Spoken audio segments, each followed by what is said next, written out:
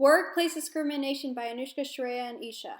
Women, men, African Americans, Asians, Caucasians, Latinos. Many people think that discrimination in the workplace only occurs between men and women. Little do they know that discrimination in the workforce occurs by other categories such as race. Relative difference in the average gross hourly earnings of women and men within the economy as a whole. Women comprise 46% of the total U.S. labor force. In 2014, women working full-time in the United States were typically paid just 79% of what men were paid, a gap of 21.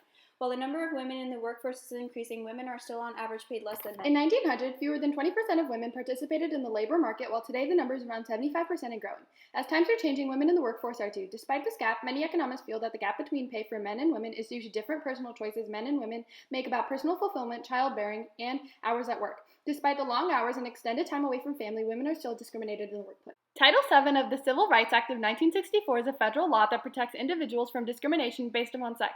This law makes it illegal for an employer to discriminate against individuals because of their sex in hiring, firing, and other terms and conditions of employment such as promotions, raises, and other job opportunities. Similarly, Executive Order 13665 protects employees of federal contractors from discrimination based on compensation inquiries, discussions, or disclosures.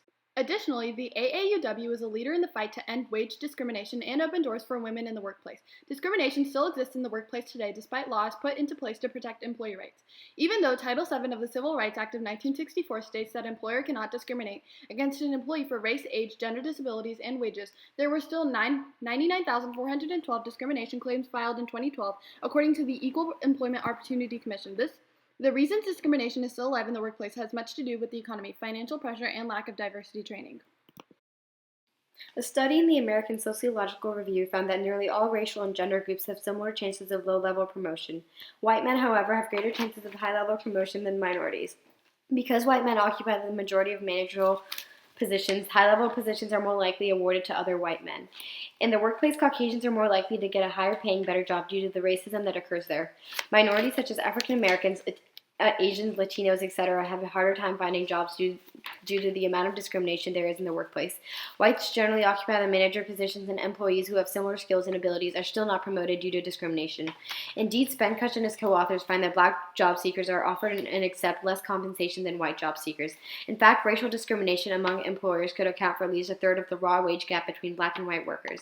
There's a huge wage gap between races, which shows how much of a problem racial discrimination is. People with the same skills and abilities aren't hired and are paid less just because of their race. There's a serious problem in the system. Title VII of the Civil Rights Act of 1964 is a federal law that protects individuals from discrimination in employment based on race. The laws of most states also prohibit discrimination based on race.